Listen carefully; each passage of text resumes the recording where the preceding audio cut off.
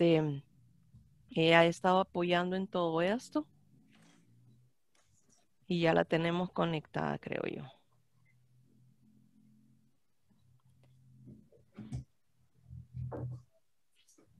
Hola, buenos días. Hola, hola, doctora Lourdes, ¿qué tal? Muy ¿Qué buenos tal? días, Hola, ¿qué bienvenida, tal? Buenos días. bienvenida. Gracias por aceptar. Quiero decirles que la doctora nos ha regalado este tiempo porque realmente es tiempo de su clínica privada, pero nos ha querido regalar este tiempo. La doctora Lourdes es exalumna de la Universidad Evangélica también. También pasó por todos los martirios de Santana.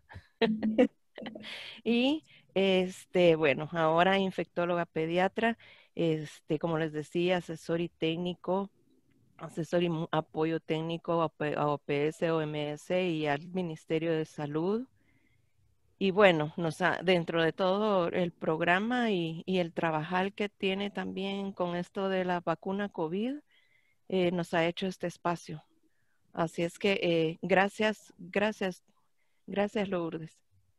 No, para mí es un gusto estar con ustedes y obviamente apoyar a la universidad. Pues siempre es una satisfacción, pues es la casa de uno y siempre uno está dispuesto a ayudar siempre todo lo que tenga que ver con la universidad. Así que el tema de vacunas es uno de mis temas favoritos, así que siempre es un gusto hablar de esa parte. Gracias. Bueno, doctora, hoy esperamos hablar más allá de lo que es solo el esquema de vacunas, como lo habíamos platicado, aquellos como casos especiales que de repente se dan en las consultas de los compañeros médicos, porque la mayoría de los compañeros médicos en servicio social están ahorita de punta poniendo el triage, haciendo las condiciones de manejos también bastante delicados y bueno, porque todo el movimiento que tenemos alrededor de los griparios, alrededor de lo que es la vacunación, las capacitaciones que se están dando, y precisamente de eso estábamos platicando. Son ellos los que se están poniendo en este sentido y hemos visto a bien pues estas condiciones para poderles aumentar sus capacidades de decisión. Sí, así, de hecho, así creo que vamos a enfocar la presentación de este día. O sea, va a ser enfocada no al esquema usual, porque eso sabemos que tanto los programas de vacuna, el personal de enfermería lo maneja bien. O sea, el esquema regular, todos lo manejamos bien, las enfermeras están bien entrenadas en cuándo, cómo y qué ponerle la vacuna. Así que la plática va más enfocada a la vacunación en situaciones y condiciones especiales, ¿verdad? Que es cuando ustedes les van a preguntar qué van a hacer con ese paciente, ¿verdad? Cómo y cuándo vacunarlo. Y va a ser el objetivo de esta charla, que ustedes puedan tomar las mejores decisiones. Sí, gracias.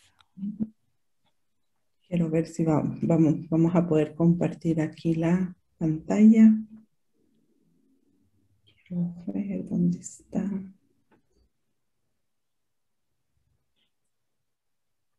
El escritorio donde me sale aquí.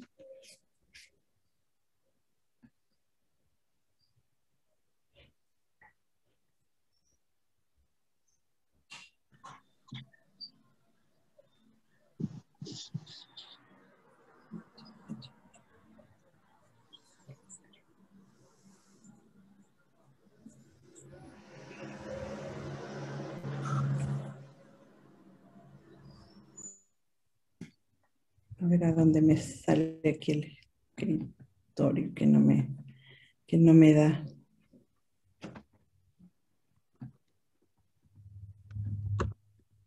No sé si se ve, eh, no sé si se ve la pantalla, Ingrid. No, Vamos a regresar al Zoom.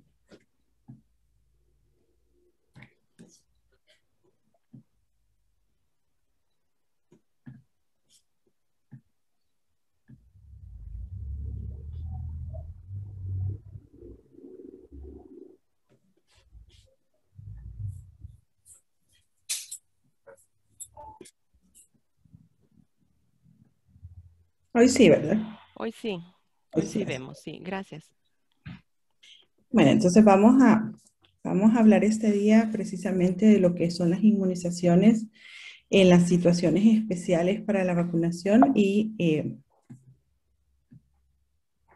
vamos a hablar, la plática la he dividido en estas cuatro circunstancias. Vamos a hablar un poco de las generalidades de la vacunación, algunas consideraciones especiales y vamos a dividirla en dos situaciones, porque una cosa es hablar de condiciones especiales, que son precisamente la condición que el paciente tiene para poder aplicársele la vacuna. Entonces, en esas condiciones especiales vamos a hablar del paciente prematuro, del paciente adulto mayor y de las embarazadas, que son tres condiciones que nos llegan a las unidades de salud y que tenemos que tomar la decisión de cómo, cuándo y qué vacunas vamos a poder aplicar en estos pacientes. Y vamos a hablar de las situaciones especiales que generalmente son aquellos pacientes que llegan con esquemas de vacunación irregulares, que ahora con la pandemia eso se dio mucho porque mucho paciente no llegó en el momento que le tocaba a aplicarse las vacunas según la edad que le correspondía aplicársele. Y también, obviamente, muchos pacientes han tenido COVID, entonces tenemos que saber cuándo y cómo vamos a aplicar esas vacunas y obviamente en la situación de pandemia, ¿verdad? Cómo y de qué manera nosotros vamos a tener que vacunar a estos pacientes que han tenido COVID o alguna otra comorbilidad.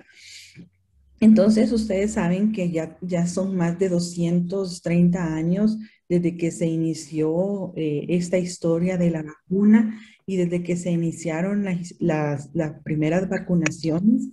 Es indudable el éxito que ha tenido las vacunas.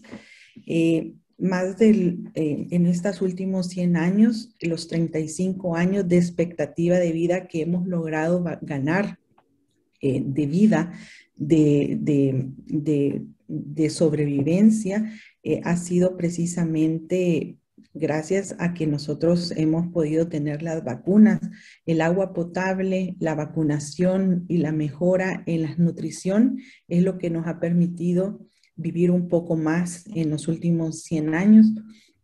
Y muchas veces cuando revisamos la historia de las vacunas y vemos cómo allá Edward Jenner, un reconocido médico graduado de la Universidad de Oxford, pudo a través de la observación, si ustedes revisan esta historia de la vacuna, cuando él vio en el tiempo que la viruela estaba devastando al mundo y que muchos niños y adultos fallecían gracias a la viruela, él observó que en la vaca, que también padecía de la viruela, pero no moría, y habían muchas lesiones, él pudo observar que en su empleada que ordeñaba a la vaca, la empleada tenía muchas lesiones pustulares debido a la viruela de la vaca, pero la empleada no se enfermaba de viruela.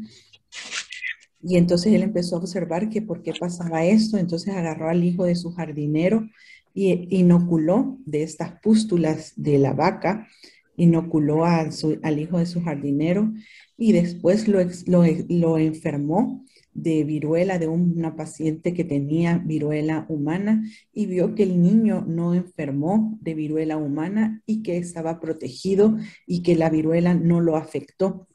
Y fue la primera vez que se pudo observar el efecto de la vacunación y ya se considera a Edward Jenner el padre de la inmunización.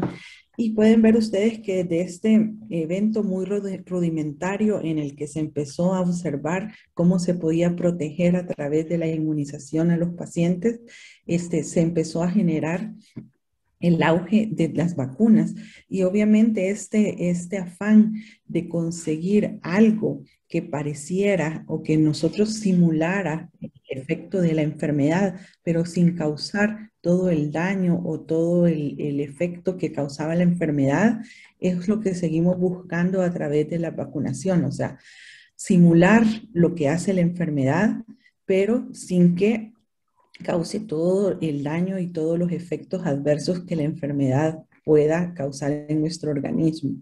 De tal manera que cuando el individuo se pueda exponer después a la enfermedad misma, el organismo pueda responder elevando sus anticuerpos IgM y elevando sus anticuerpos IgG y teniendo una respuesta de linfocitos a través de la memoria como un efecto booster o un efecto de reinfección, una respuesta inmunológica activa y potente que permita poder responder a la enfermedad.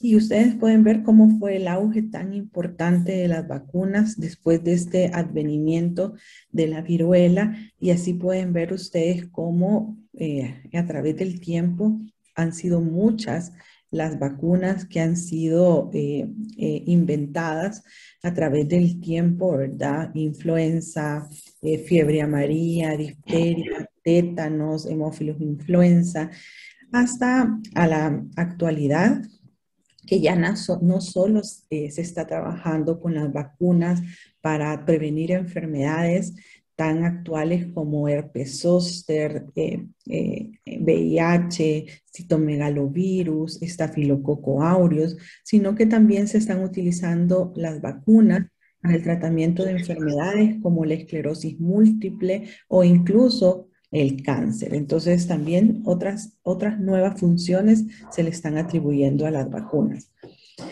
En esta gráfica podemos ver cómo también las nuevas tecnologías han ido acortando. Antes hacer una vacuna podía tardar hasta 50 años, como lo podemos ver en esa gráfica, ¿verdad? Podíamos tardar hasta 50 años, como pasó con la vacuna de la rabia, de la tosferina o de la fiebre amarilla, desde el descubrimiento del agente causal hasta que se pudo desarrollar y llevar a la aplicación la vacuna. Pero las nuevas tecnologías, como el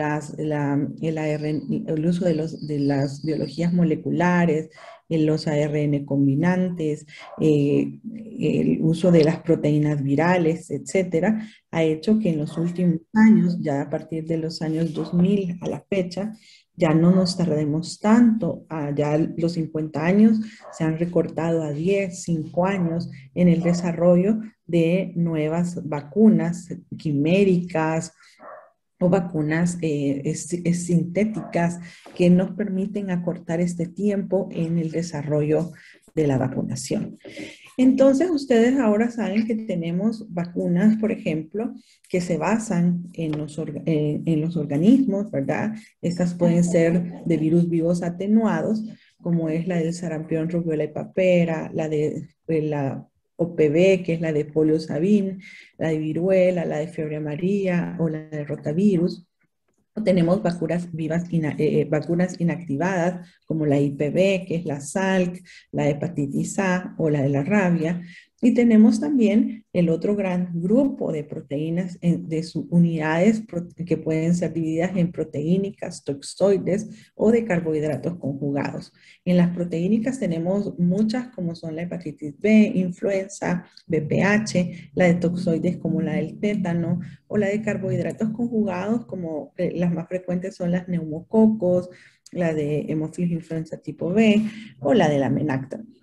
Y tenemos tecnologías más nuevas, como que las que estamos escuchando ahora, como son las de las vectores virales, que son las ahora de COVID, pero que también se han utilizado en otras tecnologías, como son en las vacunas de VIH, por ejemplo, o de citomegalovirus, o vacunas de material genético, ya sea de ADN o de RNA, como son las que se están utilizando en las vacunas de COVID.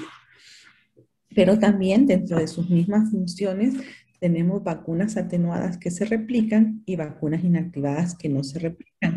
Esto es importante que nosotros lo conozcamos en el sentido de que dependiendo de esta función que tienen las vacunas de ser atenuadas o inactivadas y del poder que tienen de replicarse o no replicarse, eso también vamos a tener en cuenta porque eso nos va a permitir saber si estas vacunas van a necesitar más dosis y qué efectos podemos esperar de estas vacunas. Por ejemplo, las vacunas atenuadas replicativas generalmente vamos a esperar más reacciones adversas, pueden revertir a su forma patógena, sobre todo en condiciones de inmunosupresión, ¿verdad? Entonces eso vamos a tener que tener nosotros en cuenta a la hora de aplicarla y en las recomendaciones que le vamos a dar al paciente. Pueden interferir con anticuerpos circulantes, entonces sabemos que si un paciente acaba de ser transfundido, se le ha puesto inmunoglobulinas, van a tener problemas a la hora de que nosotros lo vacunemos y vamos a tener que esperar para poderlo vacunar. Son vacunas inestables y por lo tanto cuando se excretan, por ejemplo, la vacuna de la polio, puede mutar el virus y puede causar enfermedad en otras personas que son inmunosuprimidas y que están alrededor del paciente. O sea que yo puedo aplicar una vacuna de rotavirus o una vacuna de polio en un paciente normal, inmunocompetente, pero si vive alrededor de un paciente inmunosuprimido, a ese paciente inmunosuprimido yo le puedo causar problemas.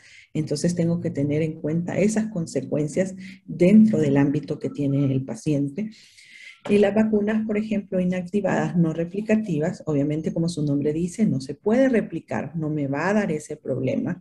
Tiene mínima interferencia con anticuerpos circulantes, entonces yo voy a estar segura de que no va a causar ningún problema de este tipo. Tiene una respuesta inmune humoral potente, pero necesita múltiples dosis y refuerzos. Un ejemplo clásico de esto es la vacuna de influenza. Por eso es que a mí me da un poco de risa cuando a mí en el hospital me dicen, es que no me quiero poner la vacuna de influenza porque si me la pongo me va a dar influenza y a mí siempre que me ponen esa vacuna me da gripe. O sea, la vacuna de influenza es una vacuna inactivada y aparte de ser inactivada es fraccionada, o sea que no tiene la capacidad de replicarse en el organismo ni de causar la enfermedad. Entonces yo puedo tener eventos adversos como fiebre, fatiga, malestar a causa del cuerpo extraño que yo me estoy inoculando, pero la vacuna es incapaz de replicarme la enfermedad como tal. Entonces, eso es lo que nosotros tenemos que tener. La desventaja es que no causa una respuesta inmunológica tan potente y que por eso yo también me voy a tener que estar vacunando año con año.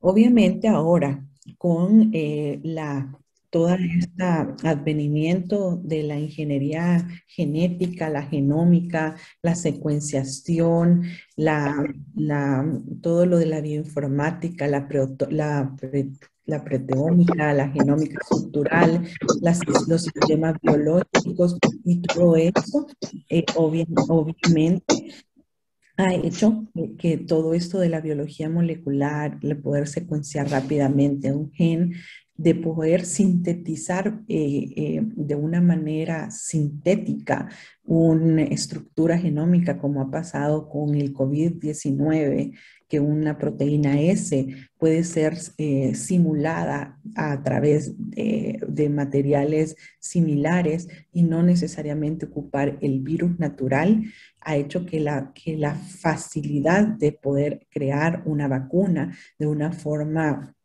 rápida y en grandes cantidades ha facilitado hacer grandes cantidades de vacunas.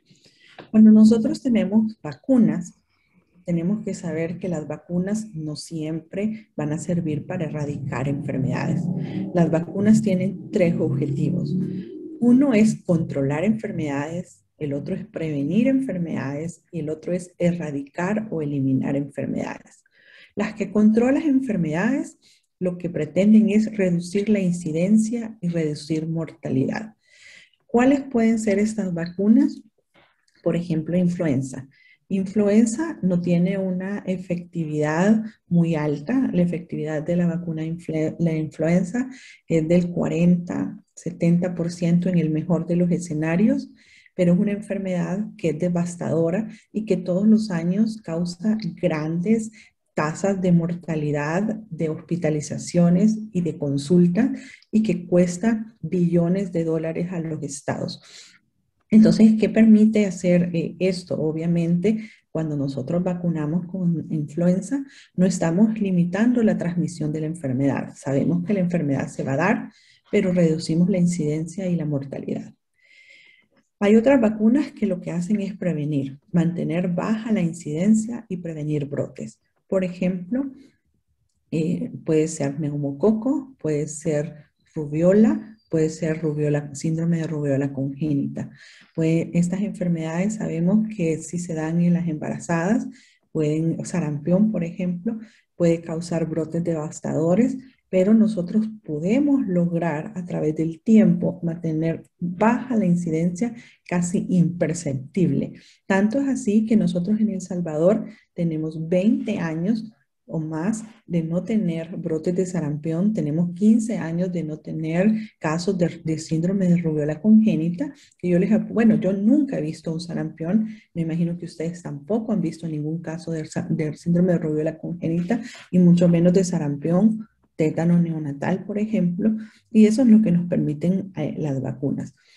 Y tenemos otras vacunas que cuando su efectividad es tan alta, arriba del 95 o 100%, como es la vacuna de viruela, difteria o, por ejemplo, el sarampión puede llegar a ser, o polio, cuando se logran conseguir cobertura arriba del 95%, por ejemplo, pueden llegar a eliminar o erradicar una enfermedad. ¿Qué quiere decir esto? 0 casos por transmisión endémica y se logra la erradicación mundial. Algunas enfermedades como la viruela han logrado esta erradicación o eliminación y algunos van en camino, como el caso del sarampión y la polio. Pero mientras hayan países que no tengan altas coberturas de vacunación, esta eliminación y erradicación no se puede lograr. Si vemos el impacto de las vacunas, como lo dije al principio, es innegable, ¿verdad? Si vemos de la década del 2011 al 2020, según el MMWR, solo en los países de bajo ingreso se estima que 23.3 millones de niños no fallecieron gracias a la aplicación de las vacunas contra enfermedades infectocontagiosas. Y solo entre el 2000 y el 2014, 17.1 millones de niños no murieron de sarampión gracias a las campañas que se realizaron por aplicación de la vacuna de sarampión. Pero no todo es bueno en la vacunación, ¿verdad? Sino que si vemos, casi 9 de cada 10 niños vacunados en el 2019 fueron vacunados en el 2019, pero casi 20 millones de niños no fueron vacunados en el mundo o están mal vacunados. Y si ustedes se fijan en esta gráfica que tiene todas las regiones del mundo, las vacunas no han superado, a pesar de que las vacunas están, que son accesibles, no superan el 85% de vacunación. Y para que nosotros tengamos una buena cobertura de vacunación, deben de superarse al menos el 90 o 95% de cobertura vacunal. Y van a ver algo muy interesante, que en el mundo, para el 2019, por ejemplo, si ustedes ven las coberturas de vacuna por vacuna, hay vacunas que tienen muy mala cobertura. Por ejemplo, sarampión, 71% en su segunda dosis. ¿Qué quiere decir esto? Que hay 30% de los niños que en su segunda dosis no se aplican esa vacuna. Y si ustedes recuerdan la decisión del Ministerio de Salud el año pasado, que a partir de este año se bajaba la edad de aplicación de la dosis de la sarampión, rubiola y paperas a los 18 meses en nuestro calendario de vacunación, fue precisamente por eso, porque cuando llegan a los 4 años es mucho menor que los padres lleven a la aplicación de esa segunda dosis en la vacunación. Se ha visto que si es antes de los 2 años la aplicación de la segunda dosis del sarampión, rubiola y papera, esa cobertura incrementa. Entonces, por eso muchos países han tomado la decisión de bajar la cobertura de aplicación de esa vacuna de sarampión, rubiola y paperas. Entonces, esa es una de esas decisiones. Entonces, obviamente, muchas de estas vacunas en sus refuerzos bajan las coberturas y todos sabemos que si los refuerzos no se cumplen, las protecciones de las vacunas bajan y este esfuerzo de poner las vacunas en el primer año de vida, que son buenas las coberturas, los refuerzos no se cumplen, esta protección disminuye grandemente. Si ustedes se fijan en esta gráfica, lo más llamativo es que la región de las Américas antes tenía una buena cobertura, que era del 91%, y en los últimos 10 años esta cobertura ha disminuido al 85%. Eso es muy preocupante en el sentido que éramos la región que mejor cobertura tenía después de Europa, en el cual nos jactábamos de que éramos de las regiones que mejor protegidos teníamos a nuestros niños y ahora somos el país que más descendió. Entonces, si ustedes se fijan acá, de la región de las Américas, 13 países han disminuido más del 10% de puntos en la protección y en eso estamos El Salvador. Se pueden ver acá ustedes que hemos disminuido en 10% esa cobertura de las vacunas. Entonces, ¿qué ha sucedido? ¿Por qué no estamos vacunando? ¿Por qué la gente no está llegando a vacunar? Estamos perdiendo las oportunidades. Y aparte de eso, los Estados Unidos, y lo mismo está pasando acá, no estamos vacunando, porque eso estamos hablando de las coberturas, ¿verdad? ¿Cuántos niños a esas edades se ponen la vacuna?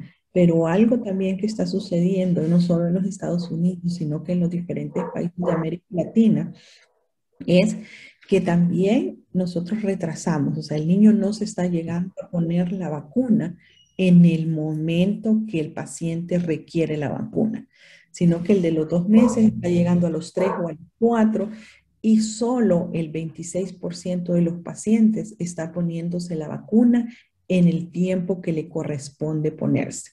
Entonces ese también es un problema porque hay muchas falsas contraindicaciones de las vacunas, como por ejemplo, ay, es que el niño tiene moquitos, no se puede poner la vacuna hoy, tiene que venir después. No, que el niño tiene diarrea, no, es que hoy no se puede poner la vacuna, se la voy a poner después. Todos sabemos que esas no son contraindicaciones para aplicar la vacuna. Entonces tenemos que saber cuándo debemos de no aplicar las vacunas. Otra cosa importante que está pasando en todas las regiones es la transición del paradigma.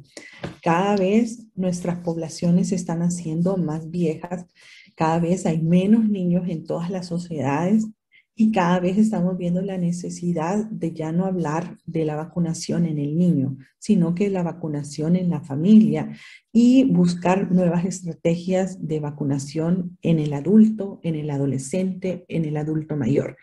Yo creo que eso lo dejó bien evidenciado ahora el COVID-19 y se va a ver más evidenciado ahora que tengamos que vacunar adultos mayores y adultos con comorbilidad con la vacuna del COVID-19, porque no estábamos acostumbrados a eso. De hecho, adolescentes en el país casi no se vacunan y adultos mayores sí buscan a veces la vacuna de influenza, pero a excepción de esa vacuna, no vacunamos con ninguna otra vacuna más. A diferencia de otros países que sí vacunan con influenza, neumococo, vacuna del herpes zóster, por ejemplo, o meningococo, por ejemplo, pero nosotros no estamos acostumbrados a ese tipo de vacunación.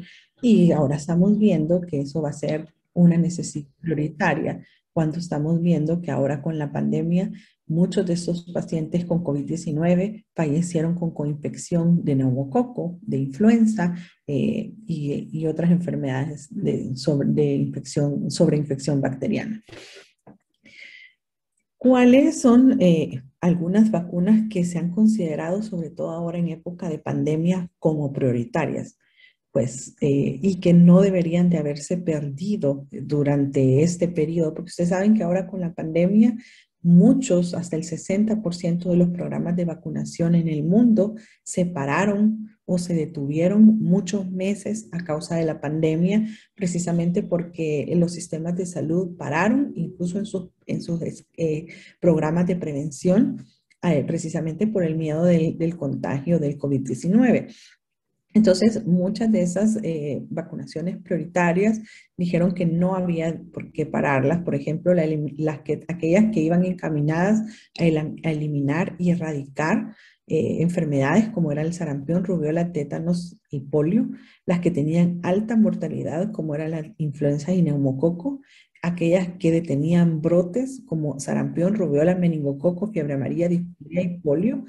Imagínense que ahora que fue lo de la pandemia, por ejemplo, México tenía la pandemia del COVID-19, pero al mismo tiempo tenía un brote grande en sarampión. Colombia tenía la pandemia, pero al mismo tiempo estaba enfrentando un brote importante de difteria.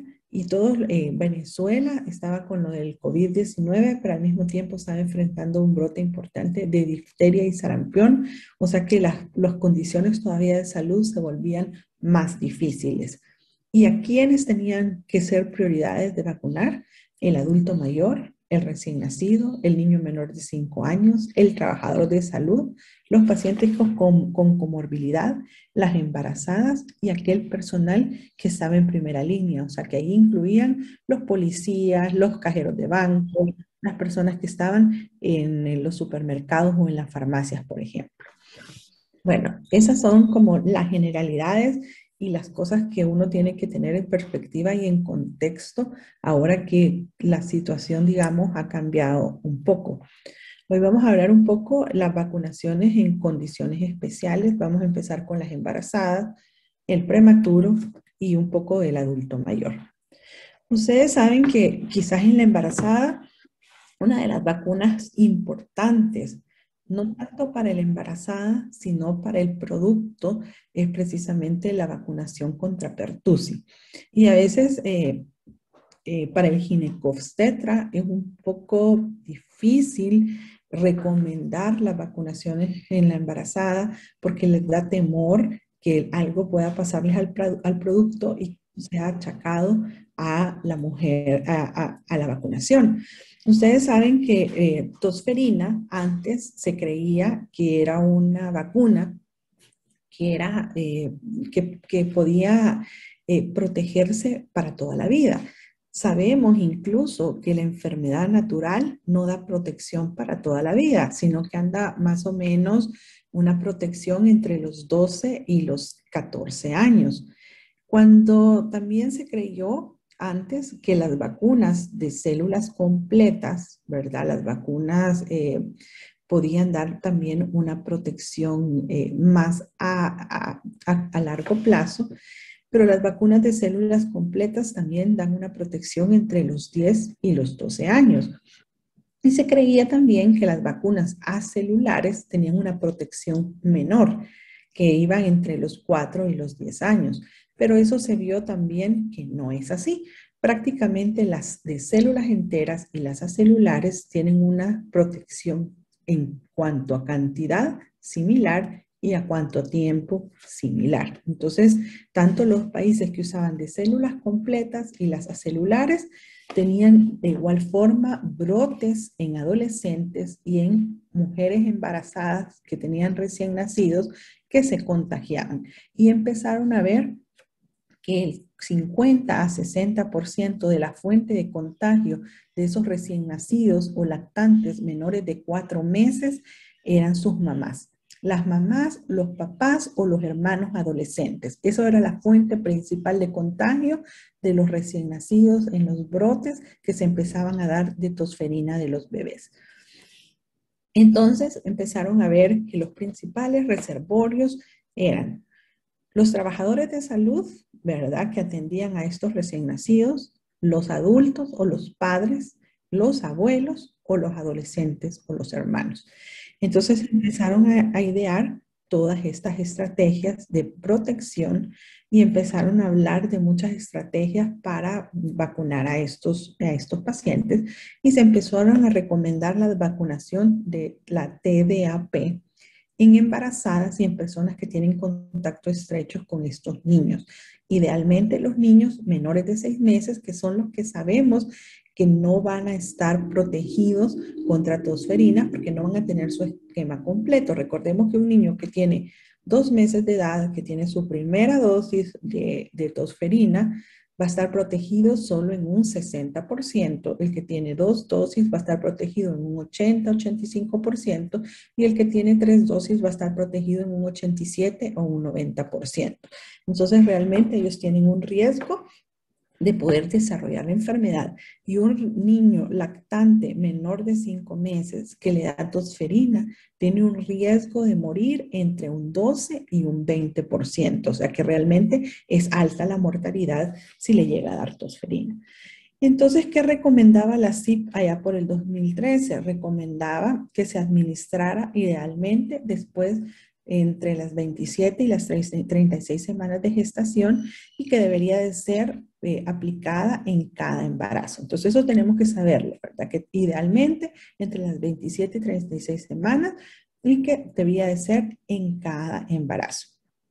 Y que eso se hace en cada embarazo precisamente para optimizar la concentración de anticuerpos transferidos, ¿verdad? Porque generalmente la mujer embarazada pierde esos anticuerpos y no garantiza que si en un embarazo anterior se haya vacunado, esa cantidad de anticuerpos le sirvan al siguiente bebé. Se ha visto, ya vamos a ver más adelante, que sí puede haber cierta interferencia de anticuerpos con la primera dosis, por ejemplo, de la vacuna aplicada con el niño cuando se pone a 2 meses, pero esa interferencia es mínima y vale más la protección que se le da vacunando a la mamá. Y esas son las últimas recomendaciones, digamos, en todos los países de América Latina. En Argentina, por ejemplo, lo prefieren poner arriba de las 20 semanas de gestación, en Chile arriba de las 28, en Costa Rica lo ponen a partir del segundo trimestre, aquí en El Salvador lo ponemos entre las 27 o 36 semanas, en México arriba de las 20 semanas. En general, la recomendación principal es que, y cada quien lo pone, se puede poner a partir del segundo trimestre, no hay ninguna complicación en cuanto a relación al feto.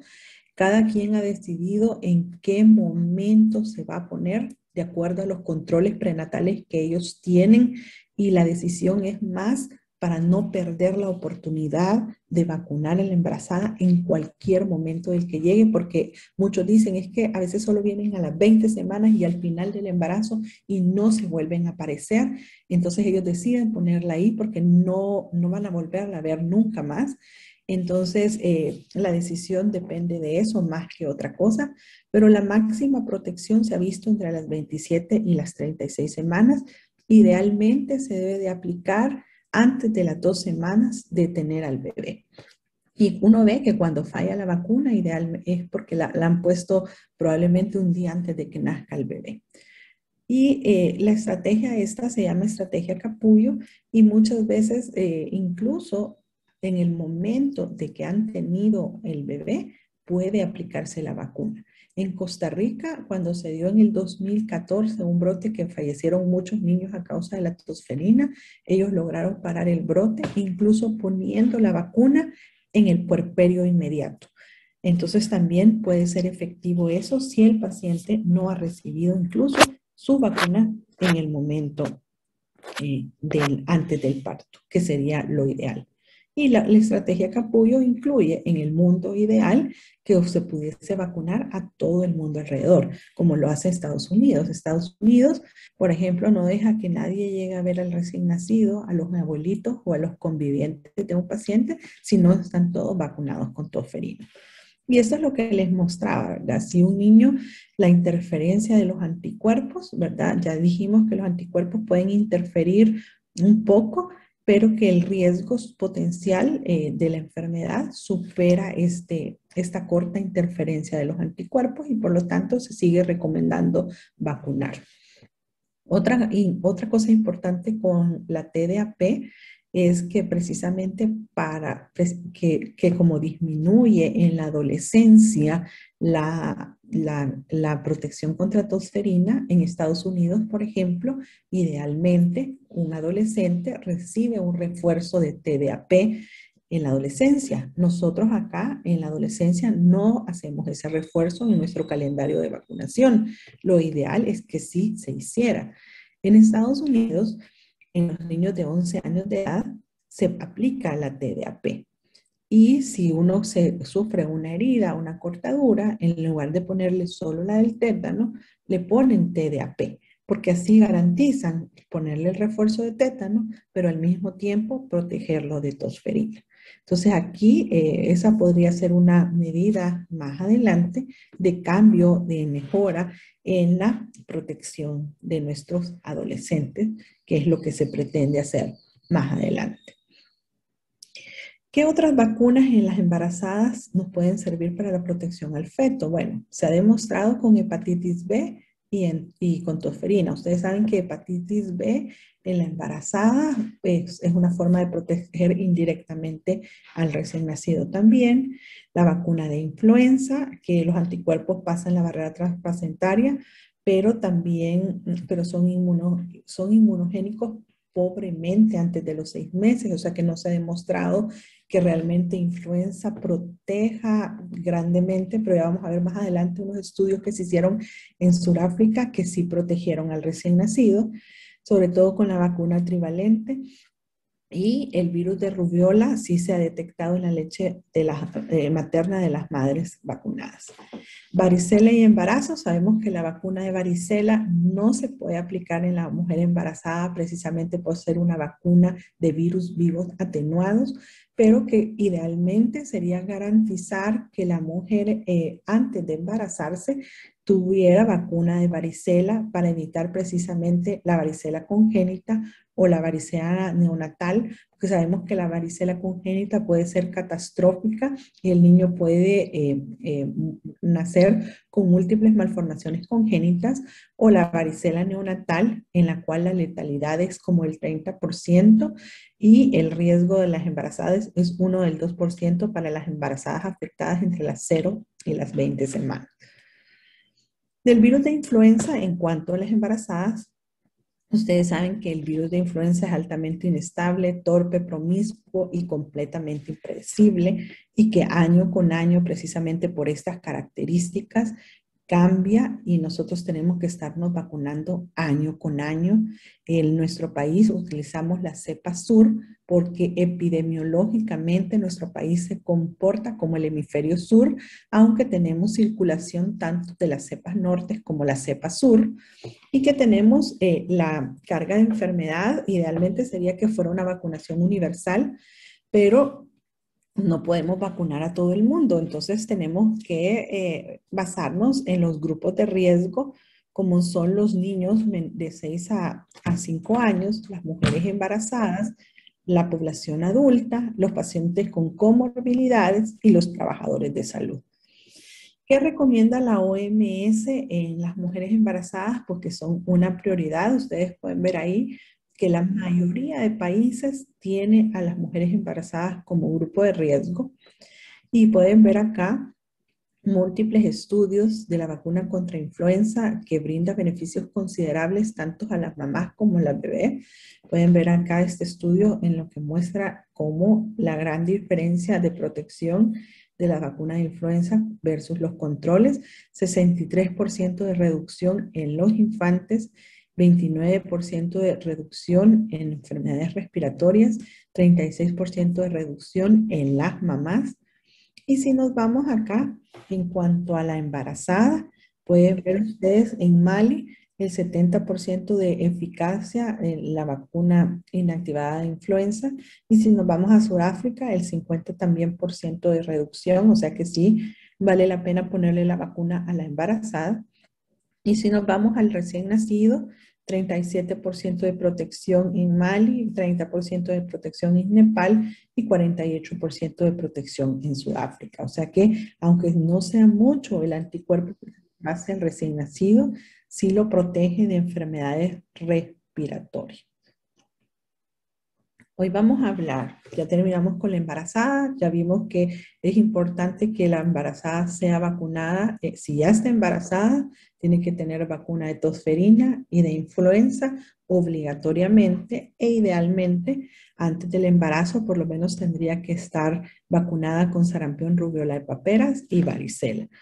Y sí, en el caso de la vacunación en los prematuros, vamos a ver que hay muchas preguntas y pocas respuestas, pero vamos a tratar de establecer las respuestas de todas estas preguntas de cuando a ustedes les lleguen pacientes prematuros. Por ejemplo, si es correcto el calendario vacunal establecido para el prematuro, si debe usarse edad cronológica como criterio de inicio, si un niño de 24, 28, 32 o 36 semanas se comportan iguales, si el niño con retardo de crecimiento intrauterino es igual, si incluye el uso de medicamentos o transfusiones, si influyen las enfermedades crónicas como la displasia broncopulmonar, si son las mismas dosis para prematuros de 1,6 kilos como de 6 kilos o a los 2 meses de edad, si son las mismas dosis o se requieren refuerzos adicionales, si la reactogenicidad es igual, si las vacunas empeoran el estado del prematuro. Ustedes saben que los prematuros, por ejemplo, las células B y las T están desde las 14 semanas y los prematuros más o menos de 25 a 27 semanas muestran ya aumento de las IgG en las células B, pero con función de células B y células T deficientes. ¿Qué quiere decir eso? Que un prematuro va a tener capacidad inmunológica a partir de las más o menos 24 semanas y más o menos van a ser similares entre las 24 y 32 semanas de vida a los 2 meses de vida. O sea que más o menos se comportan de una manera similar y responden mal a los antígenos de los polisacáridos. Aquí podemos ver más o menos el apego al esquema de vacunación del recién nacido prematuro. Más o menos a los 6 meses, el recién nacido de bajo peso tiene un retraso en su esquema de vacunación del 15% y un recién nacido extremadamente bajo un retraso del 33%. Ya cuando llegan a los 12 meses, más o menos ese retraso se equipara. ¿Qué quiere decir eso? Que entre más bajo peso tiene un recién nacido, más se le retrasa el esquema de vacunación. Y eso a veces no necesariamente es por el bebé o porque no se le puedan poner la vacuna, sino que porque el personal de salud, entre más delgadito lo ve, más miedo le da aplicarle la vacuna, ¿verdad? ¿Cómo vamos a vacunar a estos prematuros?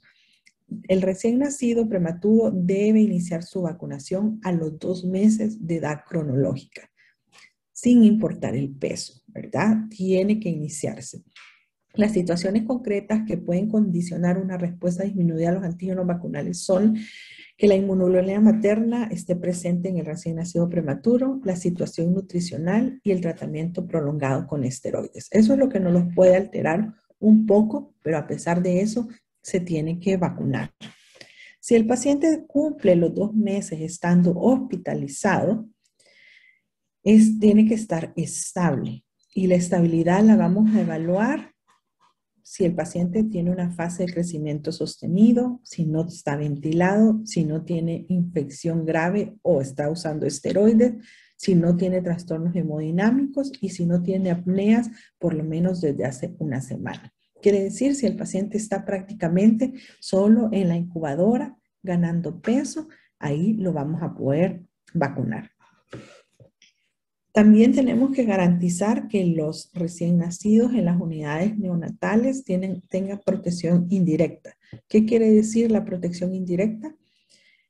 Que los que trabajamos en las unidades neonatales tengamos nuestras vacunas al día, que la embarazada obviamente esté vacunada y que nosotros como personal de salud tengamos la vacuna de influenza, la TDAP, la hepatitis B, la varicela y el sarampión rubiola. Quiere decir que ustedes cuando ya vayan por ejemplo, cuando estén en el internado, en el externado, que entren en las unidades de atención, tienen que estar vacunados porque es una forma de proteger a los neonatos. ¿Qué vacunas deben de recibir los prematuros? El mismo esquema que el de término. Se deben de vacunar independientemente del peso, de la edad gestacional, según la edad cronológica, no la edad corregida. Y las únicas 2 vacunas que son limitadas y que algunos estudios dicen que no deberían de ser limitadas por el peso, es la hepatitis B y la BCG. Los efectos adversos post vacunación en el prematuro pueden ser las apneas, la desaturación o la bradicardia, que puede ser tan frecuente hasta el 47%, sobre todo en menores de 31 semanas, que pueden ser 72 horas post vacunación, y sobre todo con con la difteria tetanotoferina acelular, es el menos frecuente que suceda y es la que deberíamos de tener para niños prematuros. Pero ustedes saben que no es así. En el sistema público tenemos de células completas. Y generalmente, si un paciente tiene apneas en la primera vacuna, va a tener 5 veces más riesgo de hacerlo en las siguientes vacunaciones. Entonces, ¿qué recomendaciones finales en el recién nacido pretérmino? Debe de ser vacunado de acuerdo a la edad cronológica. No debe retrasarse el esquema de vacunación, o sea que cuando a ustedes les llegue a la unidad de salud, no lo retrasen, ni porque pesa poquito, ni porque lo vean flaquito, no, que tienen que aplicarse la vacuna. El recién nacido hospitalizado debe recibir, si está estable, las vacunas a los 2 meses de edad cronológica, no reducir las dosis de vacunas, o sea, tienen que ser dosis completa. En las nurserías no debe vacunarse con IPV, perdón, no debe vacunarse con OPV, sino que con IPV, porque acuérdense que la OPV se excreta por las heces y puede dar brotes, entonces por eso no se hace. Y preferir a celulares contra pertusis. Vean, en los hospitales es difícil porque no tenemos y es por el riesgo de apneas. Pero nosotros en el Bloom ponemos vacunas de células completas y realmente no se nos incrementa el riesgo de apneas porque escogemos bien a los pacientes, o sea, tienen que ser pacientes estables realmente. Hoy vamos a hablar un poquito de la vacunación en el paciente inmunocomprometido. Sabemos que el inmunocomprometido es más susceptible a las infecciones y realmente es el que debería de tener un mejor esquema de vacunación, sobre todo de vacunación contra enfermedades, por ejemplo, contra meningococo, neumococo, hemófilos influenza, y obviamente su mismo inmunocompromiso puede afectar tanto en la seguridad como la efectividad de las vacunas. Generalmente, tan pronto nosotros sospechemos que un paciente es inmunodeficiente, no debemos de usar vacunas vivas. BCG, OPV, MMR, varicela, fiebre amarilla, salmonella tifi. En los países como Estados Unidos que tienen vacunas intranasales de influenza, no las ocupan tampoco, rotavirus o cólera. Y esto sucede, por ejemplo, un hijo de una mamá VIH, por ejemplo, nosotros no vamos a usar OPV ni BCG en los primeros 2 meses de vida, porque sabemos que puede ser un riesgo hasta que sepamos que el paciente tiene una carga viral negativa. Nosotros vamos a aplicarle esa vacuna, por ejemplo. En los pacientes que reciben esteroides, si no hay inmunosupresión, por ejemplo, si el paciente usa una dosis de 20 miligramos al día de prednisolona o menos de 2 miligramos de kilo en niños y la duración ha sido menos de 2 semanas, nosotros lo podemos vacunar sin ningún problema porque sabemos que no hay inmunosupresión con esas dosis. No hay inmunodeficiencia subyacente o la administración es tópica. Tópica o esteroides nasales o inhaladores, nosotros podemos utilizarlos, ¿verdad? Entonces, fuera de esas condiciones, no se le debe de aplicar vacunas vivas. Entonces, si un paciente a usted le dice que le están dando esteroides porque tuvo un broncoespasmo y tiene 5 días de estar tomando prednisona oral y estarse poniendo el inhalador, uno lo puede vacunar sin ningún problema. Eso es lo que tenemos que hacer.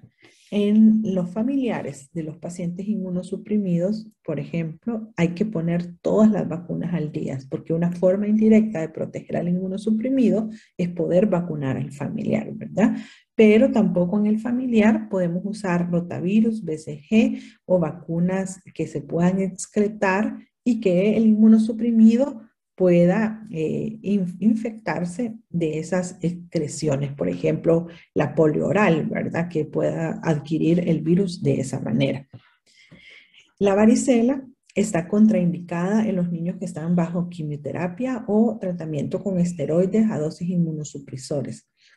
Sí se puede aplicar en pacientes con LLA si tienen más de un año de remisión y más de 700 linfocitos y más de 100,000 plaquetas a las 24 horas antes de la vacunación, ¿verdad? Y no hay riesgo de los contactos de niños vacunados, ¿verdad? Ahí sí son 2 dosis con un intervalo de 6 a 8 semanas. Eso es lo que tenemos que hacer. Y es importante, por ejemplo, si un niño, tener a los niños vacunados contra varicela, porque los niños que hacen precisamente cáncer o inmunosupresión tienen mayor riesgo de complicarse. Y si bien es cierto, nosotros consideramos que varicela es una enfermedad autolimitada y benigna, miren, de acuerdo a la edad, el riesgo de complicaciones, por ejemplo, en los menores de 5 años, hay celulitis en 1 en 3.800, neumonía 1 en 1.770, en 7.700, entre el 5 a los 9 años, encefalitis 1 en 11.000, síndrome de Reye 1 en 167.000, de 10 a 14 años es más frecuente, el síndrome de Reye y la encefalitis. Entonces ustedes pueden ver ahí que la tasa de complicaciones y la tasa de hospitalizaciones y la mortalidad a medida de la edad va aumentando, así también se van complicando los niños. Y esto ustedes pueden ver niños que son sanos o niños que son inmunosuprimidos, cómo se incrementa el riesgo de morirse, ¿verdad? Entonces, ¿qué recomendaciones tenemos para inmunizar pacientes con cáncer? La vacuna de polisacárido contra el neumococo sí está recomendada. Vacunas contra hemófilos influenza sí está recomendada. La vacuna de influenza también. La de varicela también. Y la del sarampión es consideración individual, ¿verdad? Si nosotros tuviésemos un brote de sarampión, eso le puede llegar a costar la vida, muy probablemente sí la vamos a aplicar en poblaciones individuales. Ahora vamos a hablar de la vacunación en el adulto mayor. Ustedes saben que la pirámide poblacional de nuestro país está cambiando. Ya ahora nosotros estamos teniendo personas, mucho más personas adultos mayores que niños, y obviamente vamos a ir cambiando hacia la vacunación. Ustedes saben que vamos a ir cambiando en los adultos mayores. Hay una diferencia en cuanto al sistema inmunológico.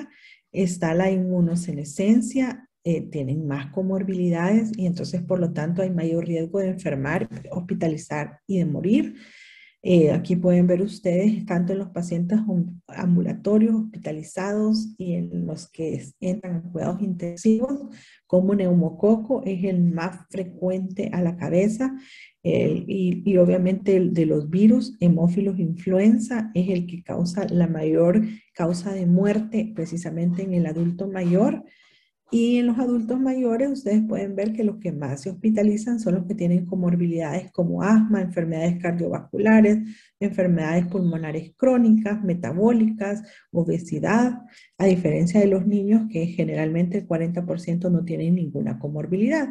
Entonces, por ejemplo, en el 2009, que fue la pandemia de H1, la epidemia de H1N1, la mayoría se morían sobreinfectados por neumococo, por ejemplo. Entonces ustedes pueden decir, bueno, pero si vacunamos a la mayoría de niños, por ejemplo, estamos protegiendo a nuestros ancianos de que no les dé enfermedad por neumococo. Pero esa protección indirecta que nosotros le damos a partir de la vacunación de los niños no alcanza muchas veces a proteger a nuestros adultos mayores. Por eso es que los adultos mayores también deben de ser protegidos por neumococo. Y eso se evidenció más ahora con el COVID-19. Aquí pueden ver en esta gráfica cuánto se empezó a ver las complicaciones que daban en el brote del COVID-19. vieron que hasta un 40% de las personas que morían o se complicaban en UCI terminaban sobreinfectados por influenza A e influenza B. Y también empezaron a ver cómo, por ejemplo, en Estados Unidos, los pacientes que estaban vacunados con influenza morían menos que los que no estaban vacunados con influenza. Y en Italia también vieron que los adultos mayores de 65 años que tenían altas coberturas de influenza, arriba del 70%, la mortalidad era del 5%, comparados con aquellos que tenían bajas coberturas con influenza, que eran del 30%, tenían una mortalidad hasta del 15%. Entonces empezaron a recomendar esto de neumococo también. Vieron que parte también de los que se fallecían por COVID-19 también estaban sobreinfectados por neumococo.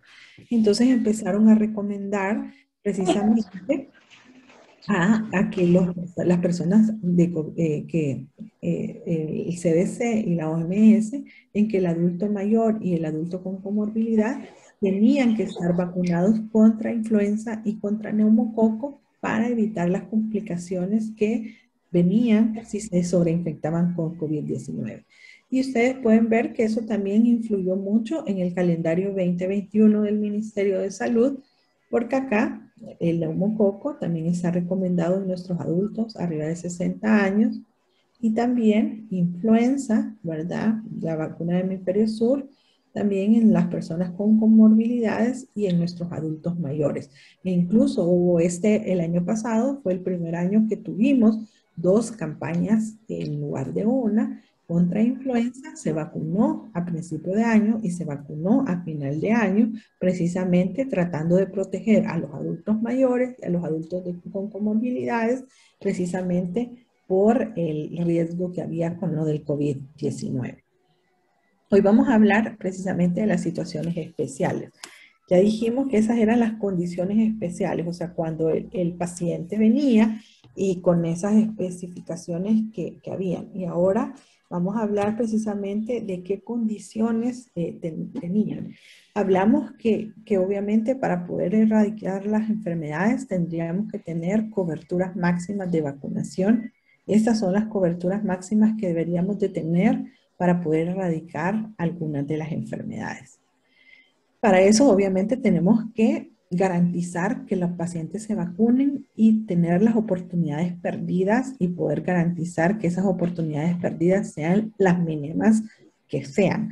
Para eso ustedes tienen que conocer los diferentes intervalos que tenemos que tener entre vacunas. Entonces, ustedes ven acá, todas las vacunas, vivas o muertas, se pueden administrar a la vez. O sea que realmente nosotros vamos poniendo 2 vacunas cada vez, pero ustedes pueden poner todas las vacunas al mismo tiempo. O sea, no hay un límite de vacunas que nosotros podamos aplicar a la vez. No hay sobrecarga inmunológica que nosotros podemos utilizar. Nosotros podemos poner 2 vacunas en cada brazo, 2 vacunas en cada pierna. O sea, podemos poner todas las vacunas que nosotros querramos al mismo tiempo.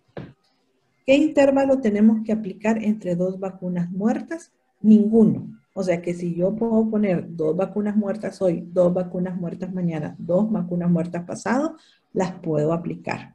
O sea que no ese intervalo que a veces nos dicen, no, las enfermeras sobre todo que son muy clavadas, que nos dicen, no, es que si no se las aplican hoy todas, no se las puedo aplicar. Yo no le puedo poner 2 mañana y 2 pasado. No es cierto. 2 vacunas muertas se pueden aplicar ahora, 2 mañana, 2 pasado, no hay ningún problema. Entre una muerta y una viva tampoco hay intervalos. Las podemos poner todos los días si nosotros queremos. Ahora bien, entre dos vacunas sí tenemos que esperar. O se ponen al mismo tiempo o se deben de esperar 4 semanas, porque entre esas sí va a haber interferencia de anticuerpos. Entonces, ¿cuáles son las vacunas vivas? O sea, si yo voy a poner una de MMR y voy a poner una varicela, o las pongo al mismo tiempo o me tengo que esperar 4 semanas entre ellas. No las voy a poner un día de diferencia. Pero a veces lo que nos dicen que si un paciente no llegó hoy y no le puedo poner neumococo ahora con pentavalente, eso no es cierto. Las vacunas vivas orales, rotavirus o tifoidea, esas no cuentan. Esas se pueden poner hoy una, hoy mañana. Esas no tienen ninguna interferencia. Las vacunas por vía cambiada, que eso también nos puede suceder. Vacunas previstas por ruta subcutánea, si se administran por vía intramuscular, no es preciso repetirlas. O sea, por ejemplo, MMR o varicela, que son las que son por vía subcutánea, y yo me equivoqué y las puse intramuscular, no hay problema. La absorción va a ser igual, tal vez un poquito más de dolor, un poco más de molestia, pero no pasa nada. Si son previstas por vía intramuscular, como es la pentavalente, la neumococo, etcétera, y se administraron subcutáneas porque me equivoqué de jeringa y de aguja y no lo pude poner, solo hay que repetir si es hepatitis B porque la absorción no va a ser la adecuada. Pero si es DPT celular, hemófilos o neumococo, no depende, lo que puede causar es un poco más de dolor, que puede haber un poquito más de absceso, etcétera. Pero en cuanto a hepatitis A y meningococo, no va a haber ningún problema. Se va a absorber de la misma manera y no necesitamos repetirlas. Ahora bien, la vacunación en tiempos de pandemia, obviamente, pues no vacunar a niños durante la pandemia de COVID es cambiar una crisis por otra. Por eso se insistió tanto en fortalecer los programas de vacunación en esta crisis, porque si no iba a ser que reaparecieran otras enfermedades en los niños que no tenían crisis en los tiempos de pandemia. Así salieron un montón de recomendaciones de OMS, precisamente porque no se podían parar todos los sistemas de salud, sobre todo los de vacunación, en el tiempo de pandemia. Entonces hoy solo les voy a hablar precisamente de la vacuna de COVID, que es algo que ya va a venir. Se supone que ya la próxima semana van a entrar las vacunas de COVID-19 y vamos a empezar a oír un poco más de eso. Hasta el 9 de febrero, porque ahí dice marzo, pero es febrero, habían ya 323 vacunas en el área preclínica, 49 estudios clínicos, 20 en fase 3 y 10 que ya se estaban utilizando. De esas, 2 eran ya de RNA mensajero, que es la de Pfizer y Moderna. Habían ya 3 de vectores no replicantes, que eran las de AstraZeneca, Sputnik y la de Johnson Johnson.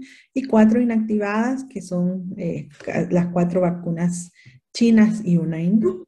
Aquí pueden ver ustedes que la de Pfizer se está usando en 49 países, la de Moderna en 12, la de AstraZeneca, ahí dice 4, pero ya se están usando en 13 países y así estamos utilizando.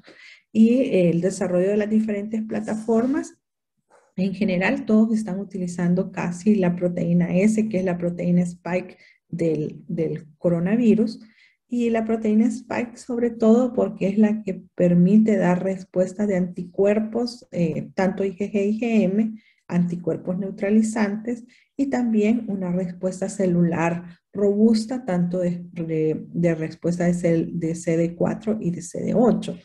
Pero las vacunas van enfocadas a todo, ¿verdad? A virus vivos, atenuados, virus vivos inactivados, a vectores virales, donde la mayoría está utilizando adenovirus porque es un tanto de chimpancé como humano, que es un virus fácilmente manipulable, que da enfermedades respiratorias benignas, que es fácilmente reconocido por el organismo humano y que es muy fácil de poder usar en el laboratorio.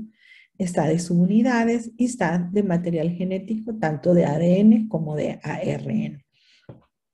Aquí pueden ver ustedes cómo al comparar el desarrollo tradicional de una vacuna de COVID, de una vacuna normal como una vacuna de COVID, cómo se pudo ahorrar en el tiempo. Acuérdense que parte de lo que ahorró el desarrollo de la vacuna de COVID fue que el SARS-CoV-1 ya había sido investigado, desarrollado, ya se tenía el antígeno, solo ahí se ahorraron 6 años de investigación porque compartía el 88% del material genético con el SARS-CoV-1 y ya tenían desarrollado vacuna contra MERS y SARS en el 2002 y el 2012. Entonces eso permitió que sobre esa plataforma se pudiese trabajar la vacuna del SARS-CoV-1 y aparte estas fases que se hicieron al mismo tiempo imbrincadas y aparte el dinero, pues, o sea, como era una carrera contra el virus y no era una carrera contra farmacéuticas, prácticamente todo lo que cuesta, esos billones y billones de dólares que cuesta hacer una vacuna, los gobiernos, todas las empresas farmacéuticas prácticamente invirtieron todo su dinero y todos colaboraron para que se desarrollara las organizaciones como FDA, EMEA, OMS, también invirtieron dinero para desarrollar la vacuna. Entonces, eso facilitó porque todo el dinero estaba disponible para desarrollar y aparte los voluntarios, a veces los voluntarios tardan en enrolarse en los estudios fase 3 para hacer los estudios de investigación y aquí sobraba voluntarios para aplicarse la vacuna de COVID. Entonces prácticamente eso que dura hasta 5 o 6 años se logró hacer en 6, 9 meses y eso fue lo que logró hacer que la vacuna pasara a hacerse rápidamente. Y esto es lo que les decía, o sea, aquí había una plataforma trabajada en este periodo de tiempo de la vacuna, que aquí la vacuna se paró de hacer porque la enfermedad, tanto del SARS-CoV-1 como del MERS, desaparecieron y obviamente al desaparecer la enfermedad ya no iba a haber quien comprara la vacuna y los estudios clínicos desaparecieron y ya no se siguieron corriendo porque ya no iba a haber quien comprase la vacuna, pero estaban guardadas todos estos estudios y estas plataformas y eso fue lo que dio pie a que se hiciera rápidamente los estudios para SARS-CoV-2. Y aquí tenemos las vacunas que están prontas y que están ya algunas autorizadas por entidades regulatorias y algunos países y qué tipo de inmunidad produce. Aquí tenemos la de Oxford, que es probablemente la que nosotros vamos a tener más disponible, que tiene tantos anticuerpos IgG, IgM, anticuerpos neutralizantes, respuesta celular alta. Tenemos la de Pfizer y la de Moderna, que tienen también títulos de anticuerpos altos, respuesta celular alta, la de vectores virales, que también dan buenas respuestas inmunológicas.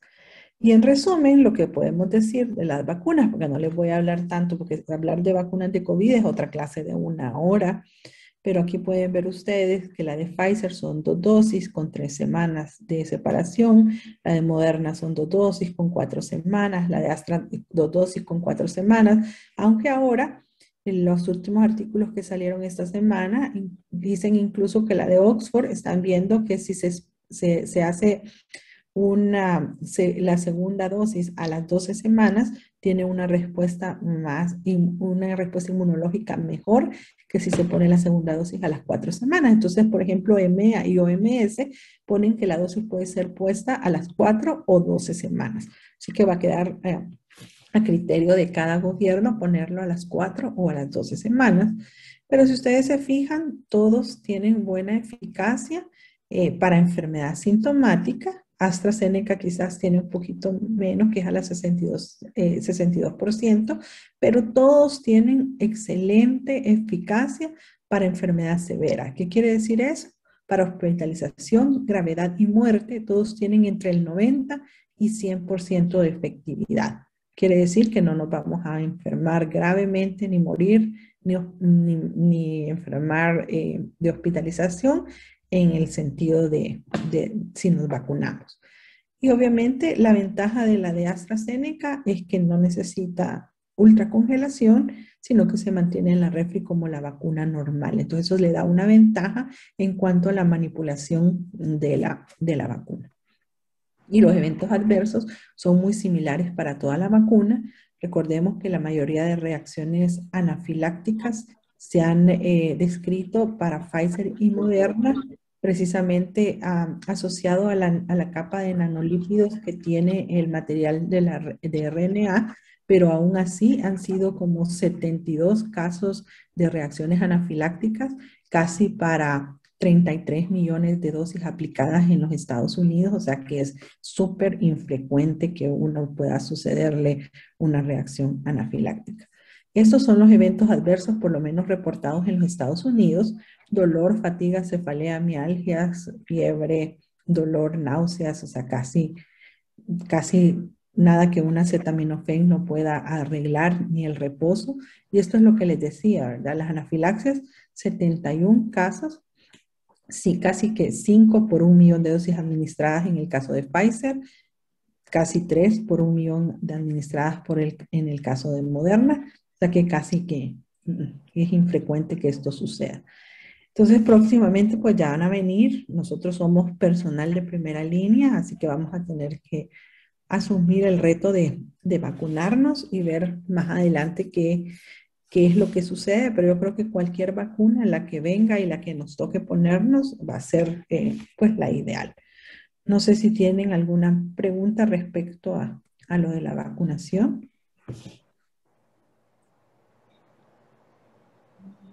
Yo tengo un montón, pero la conferencia es para todos los compañeros médicos en servicio social. Yo tengo una pregunta, doctora. A ver, Más que todo en cuanto a la vacunación con niños. Eso sería prácticamente hasta que la FDA apruebe uso en niños. sí, porque apenas Moderna y Pfizer acaban de abrir los protocolos para vacunar a niños y apenas están enrolando, porque acuérdense que como éticamente es como más complicado hacer estudios en niños porque son población vulnerable.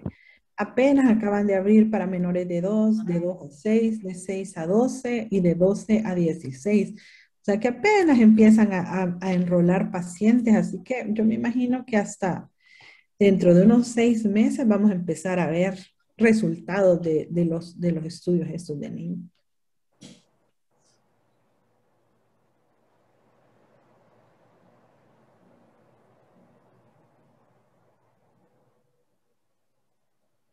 A ver, ¿alguna otra pregunta?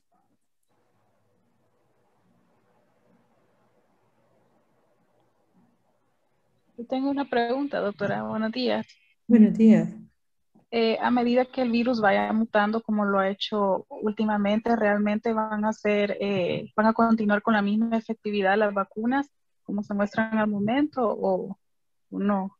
Fíjense que de las mutaciones, por ejemplo, de las 4 que bueno, mutaciones, el virus está mutando desde que empezó.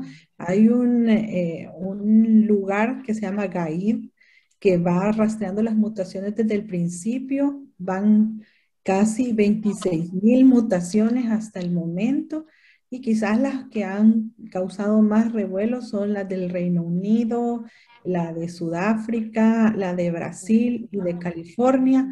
Y las vacunas, por lo menos las 3, la de Moderna, la de Pfizer y la de AstraZeneca, se han probado con todas estas mutaciones.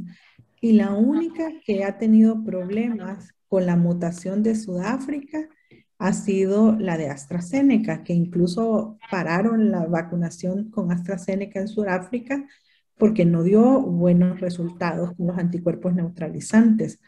Pero la de Moderna y de Pfizer, a pesar que bajó un poquito la efectividad con la mutación de Sudáfrica, siguió siendo efectiva. Entonces lo que están es como reformulando si van a necesitar una tercera dosis con la mutación de Sudáfrica o si van a necesitar una dosis incrementada con esa mutación. Pero hasta el momento la recomendación es seguir utilizando en Sudáfrica tanto Pfizer o Moderna. La que sí retiraron fue la de AstraZeneca. Entonces eso está. Y como todo van estudiando, incluso hay como 4 estudios que van probando ahorita. Hasta ahorita, por ejemplo, no hay indicación de intercambiabilidad de plataforma de vacunas. O sea, si uno empieza con Pfizer, va a terminar con Pfizer. Si uno empieza con Moderna, va a terminar con Moderna. O sea, la misma plataforma de vacunas. Pero hay 3 o 4 estudios de intercambiabilidad de vacunas, o sea, AstraZeneca con Sputnik, otra de vector viral con RNA mensajero, otra de inactivada con vector viral, para ver si de esa forma la vacunación es más potente y genera mayor respuesta inmunológica, precisamente para ver si con las mutaciones es mejor usar la vacuna de esa forma. Entonces vamos a ver si más adelante están diciendo que es mejor usar vacunas de dos diferentes plataformas. O sea, con COVID, como cada cosa ha ido saliendo diferente y cambiando, ¿verdad? Vamos a ver qué es lo que sucede más adelante. Gracias, doctora. Lo que sí se ha visto es, por ejemplo, en Israel, que es el país que tiene ahorita mejor cobertura vacunal, porque 3 de cada 10 personas tienen esquema de vacunación completo, ya con 2 dosis, es que han disminuido hospitalizaciones, han disminuido sintomáticos, han disminuido muertos con un 30% de la población vacunada.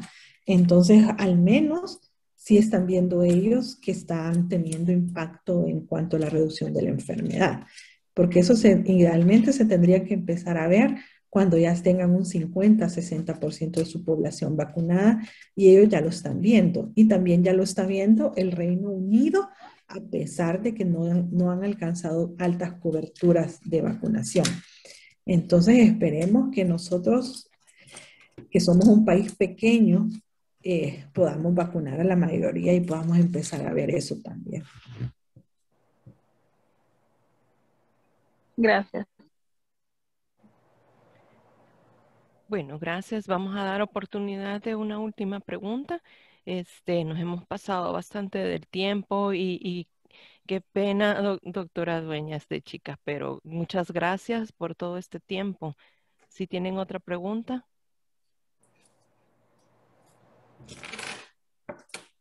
Bien, yo solamente recalcar algo y qué importante es en este momento que tengamos en cuenta la clasificación de nuestro propio esquema de vacunación y tener en claro vacuna viva, vacuna muerta, vacuna atenuada, para poder dar respuestas a todas esas preguntas que en algún momento esos pacientitos y pacientitas especiales, que si está embarazada, que si no se lo va a poner, que si, ¿verdad? Con todo el empoderamiento, tenemos varios médicos que están encargados en los ecos, doctora Dueñas. Entonces, ellos están siendo dueños de la vacunación de casi todas sus comunidades.